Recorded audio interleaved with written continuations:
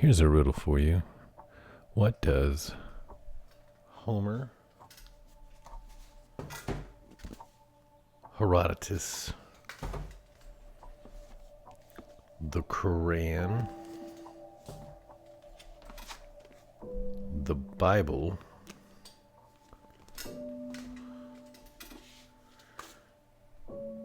and the Book of the Dead all have in common?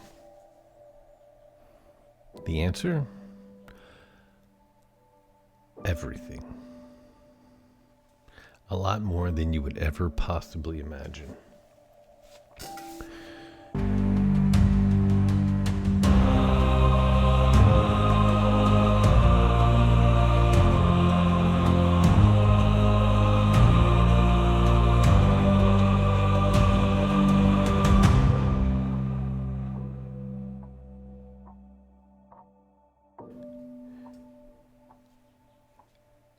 So, what I've been talking about until now is exclusively the Bible. But the truth of the matter is, the Bible is just another book from an other age.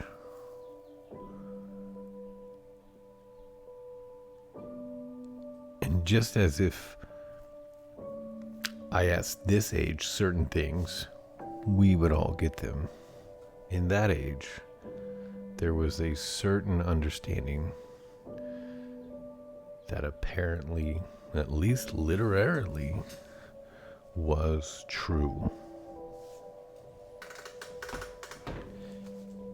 100% true. I wasn't 100% sure, but the more I've looked, the more it's become like painfully obvious that the things I've been saying about the Bible are true of almost all of the ancient texts. So if I was to sum up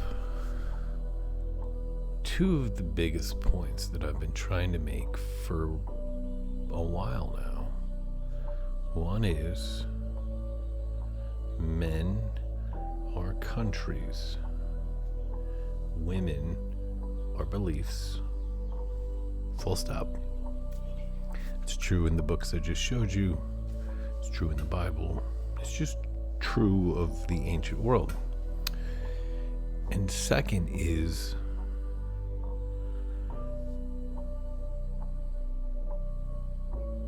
there's a man and woman split. And there appears to be an Egypt Babylon split, an east-west split, a living dead split. And the West appears to be in alignment with Egypt and the dead. And the dead is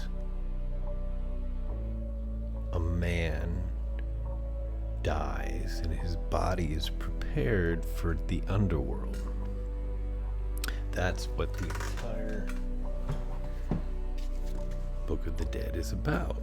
It's about the rituals, and it's about the procedures in which the priest put the man through to guide and aid his journey to the underworld. The underworld is Hades, and Hades is the Greek god of the underworld and riches. And so we oftentimes believe that they just believe nonsensical things, which is kind of interesting when you consider the fact that classical thought is directly attributed to everything intellectual, scientific, philosophical, mathematical, astronomical, like to say that they were silly, superstitious people is projection. So, a god like Hades is genius if you understand. It's like they were taking a really complicated thing and they just called it Hades, and then you would just know that that meant this bigger thing, because it's not a person, it's bigger, it's eternal, it's almost spiritual in its understanding. So I could see where the term God would be attributed to it, but it's not. So the next thing that I've begun to really get my head around is I'm telling you these things, and then I've been saying that the Bible is history, and that sounds bizarre. And I've been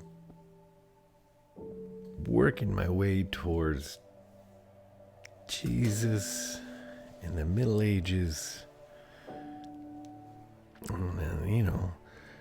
And let's just say that at the very least, the ministry of Jesus was from technically 800, from 800 to 880 to 1880. From Charlemagne to Napoleon. That's the time period of the ministry of Jesus. Now, if that time period can be encapsulated, it should be called the literal age. All right, we are in a literal world. Now, the irony is inside of that time, you saw the end of the Dark Age and no learning and pure ignorance. And what emerged has been like Renaissance Enlightenment. But it was kick-started by a redigestion of classical Greek thought. But something strange happened in that Dark Age. So what you got was the Greeks were not the Romans. So if you go to any history class, they'll say the Greeks were all of these wonderful, intelligent things, and the Romans were great copiers of the Greeks and pragmatic, practical. And I've heard that a million times. So if you took the Greeks, got rid of some of the flakiness and just made it a little bit more like straight and narrow, you get Romans. But then if you take the Romans and you set them on fire and have them overtaken by Germanic barbarians, what you get is the culture of the Greeks dissipates. The humor obliterates, and you're left with rational, uptight, German, scientific logic. And then you mix that with Greek knowledge, and what you have is you have all of the knowledge, none of the fun play, and all of the... So somehow the Greeks would never have invented science in the way that we have science now, because the Western version of Enlightenment was very German. It was German and Roman. It was pragmatic, practical, logical, rational, serious, literal. And that's how you get a literal interpretation of a Greek or Hebrew, whatever, book is you had the words, but your brain is a Western European brain, not a classical Greek brain. And so I guess essentially what I've been trying to do is like, and the classical Greeks conquered everybody. So even if you're Jewish, you're still Greek, you're still Hellenistic. Hell, even if you're Indian, you're probably Hellen. Everybody was Greek until they were Roman, and then that, you're right. So I think if you're wondering how it was lost because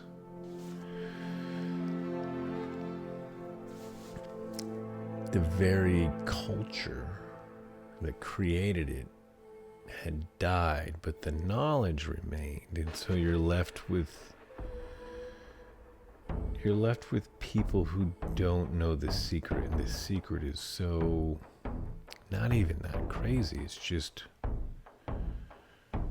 don't take us literally. We're speaking figuratively of deep metaphorical concepts.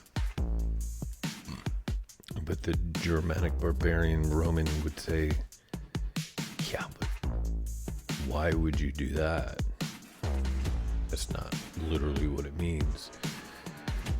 Hence the reason Jesus said, they're ever seeing, but they never see. They ever hear, but they never hear. Because literally Jesus, right? There's no atheist Bible scholar that's going to argue that Jesus is not from Greek influence, a Hellenistic world influence, right? So the very world in which he emerges from, like physically as a written word, is not the world he was grabbed onto literally, physically, in a different culture. Now on its own, that's just me saying silly stuff, but what I'm saying is,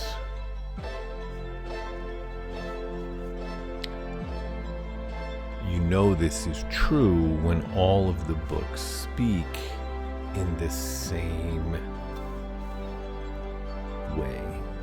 So the story of the Iliad and Troy and Odysseus and the Odyssey, Achilles, these are not Homer, whether he invented it or if it was an older tradition, I don't know. I mean, Odysseus would be a man. He would be a representation of a group of people.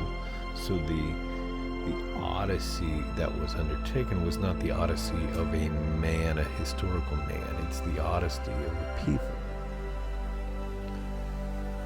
And so when his wife has been remarried, his wife is this culture, and he must fight for his culture to gain control. Like, the story of Troy is not about Paris and Helen.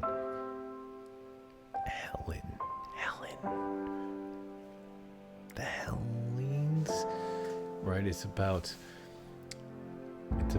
the people. In Troy, well, we won't even get into Troy, but let's just say Troy is directly related to the hip socket, and you can't make. So it's telling you literally the story, the lost story of the Greek Dark Ages, of the Bronze Age collapse. And I can prove that. In addition, that's what I was saying about the Egyptian Book of the Dead. It is telling you when a society, when a man, when a nation reaches a certain point, gets to an old age, it is now to your benefit to lay him to rest, to send him to the underworld. That is, a nation is a living being from childhood to adolescence to middle age to old age, right? And then at old age, he dies and goes to the underworld. And it's the underworld period, the dead period, that brings that's the part of a society that brings the wealth, the part you always think of. So, like, it's almost always the end of a culture is when it went to Egypt. Like, we think literally these places went to Egypt, but like metaphorically, if the living being is where the crops are growing, the dead is after the harvest, right? So the harvest would be the burial, but then when you harvest a crop, that is when the payoff comes. And so the Egyptians excelled in the harvesting of crops. It's where you went when you wanted to take the dead man and finally get to squeeze the payout from him. And there's a lot to that. It's something I've recently noticed in the Quran. Number one, I hadn't really read it till the last few months, and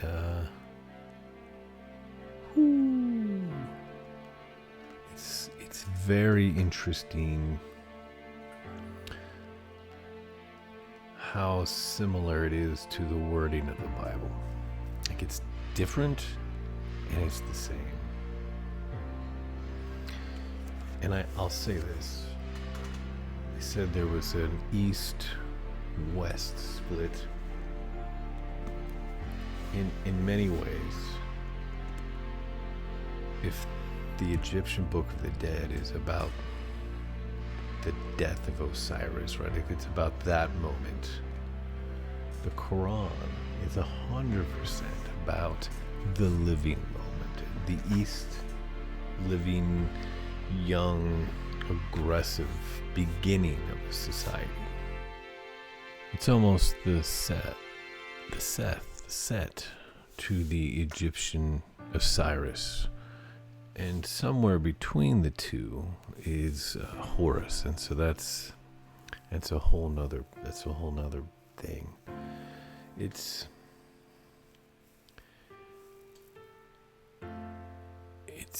simple and it's complicated. So something I've noticed in the Quran is it's broken up into chapters. So it's different than the Bible. The Bible has 66 books. The Quran has chapters, and each of those chapters are then subdivided, and then, so they break the chapters into chapters and verses. And each chapter has a name, like the spider and the cow and Joseph and the woman and things like that. The wording is very similar. They speak about similar things, Moses and Jesus and Adam and Eve, and like, it's very interesting. But if you're a Muslim, you'd be aware of this, and I was not aware of this.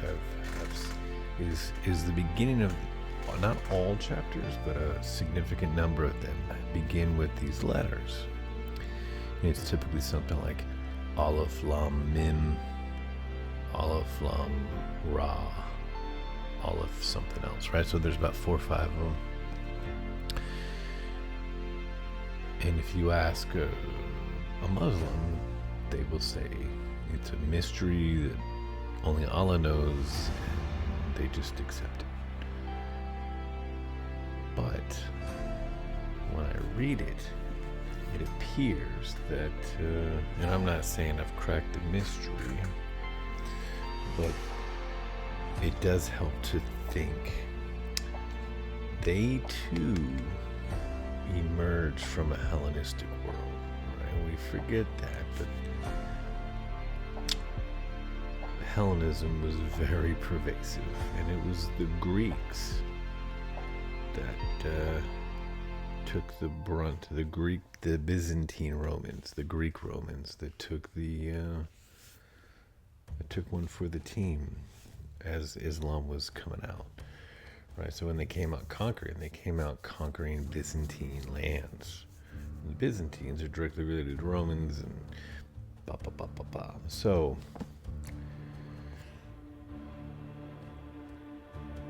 there's a lot more to that. So what I've noticed is that the Aleph Lam Mim books,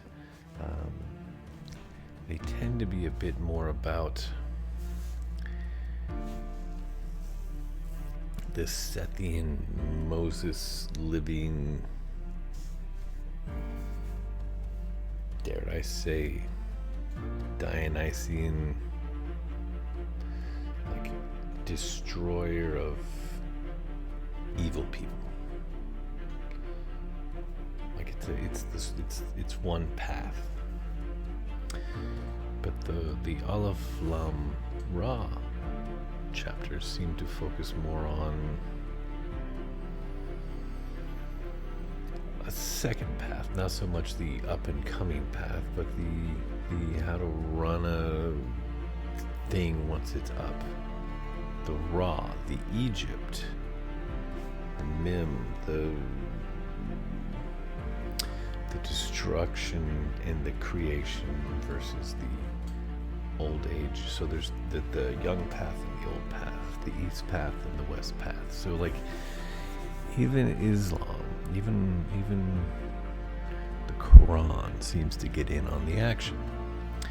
And there's so much to that too. And I'll just let that one be. I think what I'm trying to say is it's not just the Bible. It's everywhere. You need to understand certain things. Men, women, east, west, Dionysus, Apollo, Egypt, Babylon. Like, there's two things.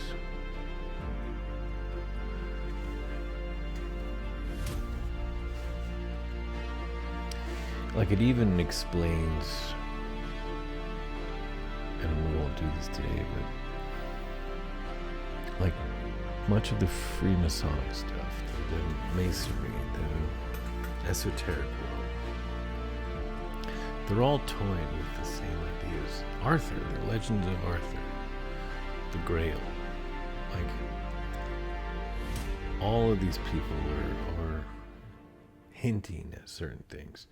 Now, I will say that there does seem to be two clear sides. There does seem to be a Western Egypt focused side, and there does seem to be an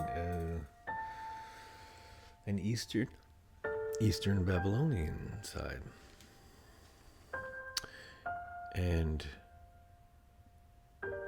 it doesn't appear like it's either or. It appears that it's all part of a totality of understanding. And ultimately it leads into men versus women, and how men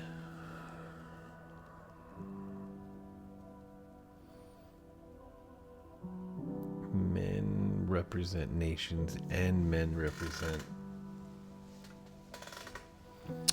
some form of kingship in rule by the people, in a sense, through different mechanisms, sort of. But and the women represent culture and the leaders of culture. So yeah, it's men and the leaders of men, and it's women are the cultures and the leaders of culture. So if the leader of a man is a king, a tyrant, a hero, the leaders of the culture are the priests, the bureaucrats,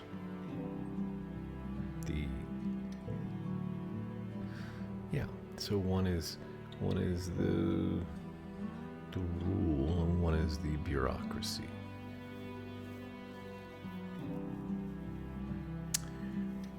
And it appears that the secret of, I want to give away the entire secret.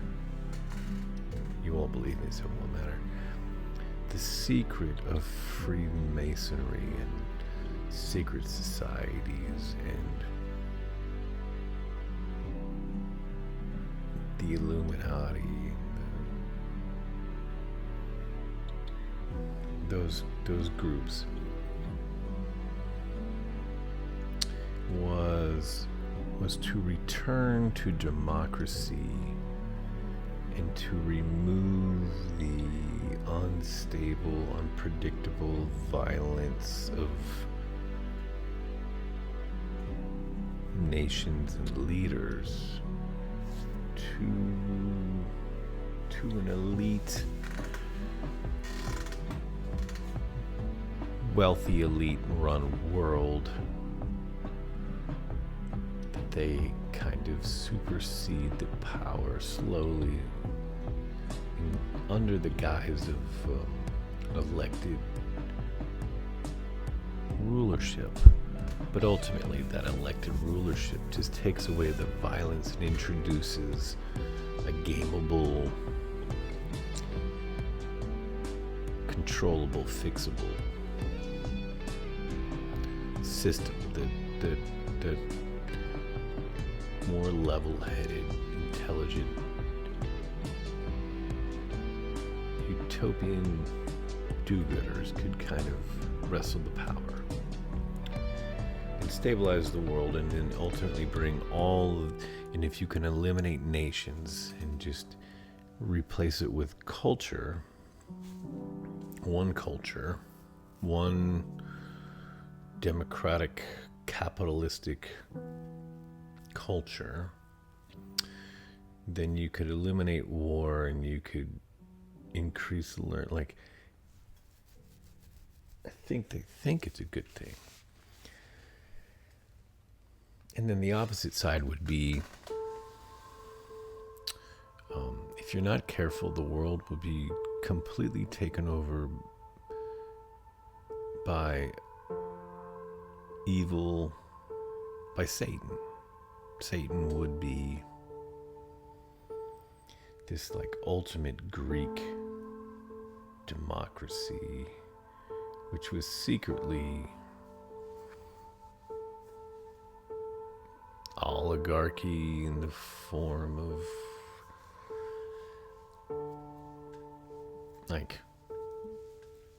Platonic, Platonic controllers that supervise the world.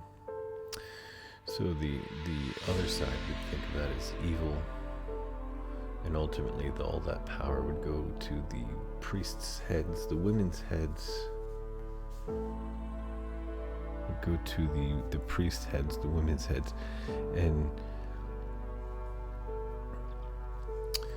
the only antidote to that was an occasional aggression that would have to come, that would carve out the bureaucratic, sluggish, dead thing, right, to make way for this new, vibrant, living thing. And these are all just motifs, so I'm not getting too specific, but if you could really put your head around this motif, and how the man and the woman in the East and the West, and the dead and the living, and how they all sort of form the basis for these things, then you could begin to see how they reach these conclusions, B, what they expect to happen, and C, how that shaped and formed so much of the world you live in, and how without these basic concepts, you're sort of lost in a world of literal things that don't make sense, because in some ways, while I think the literal understanding of things came about honestly, like, I don't think it was a conspiracy. I think it was literally just cultural influences that directed and then once things get in, I don't think people realize, like, once things lock into place, it takes an act of God to undo millions of brains. Like, when Moses left Egypt and went to the wilderness, they had to go until everybody that left died and they were only left with new people. And there's a reason why that plays out that way. I'm not even getting into what that story is, but just if you can understand that you almost have to outlast the generation that knew before, right? It's the dark age, while bad, creates the ability to reshape minds. And so unfortunately, we have not had an opportunity for reshaping. So for me to even get these concepts into your brain is, everything in your world is working against me. And your ability, and for you to like accept it would probably cause like a mild to serious case of like chaos in your life for a while until you reorganized your brain. So it's not like I'm not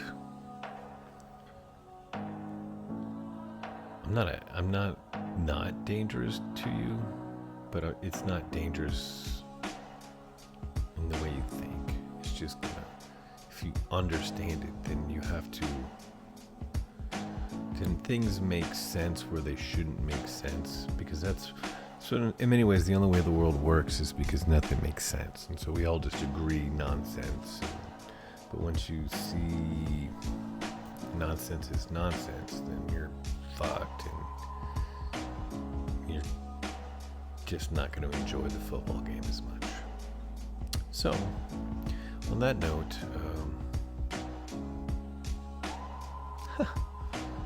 good luck.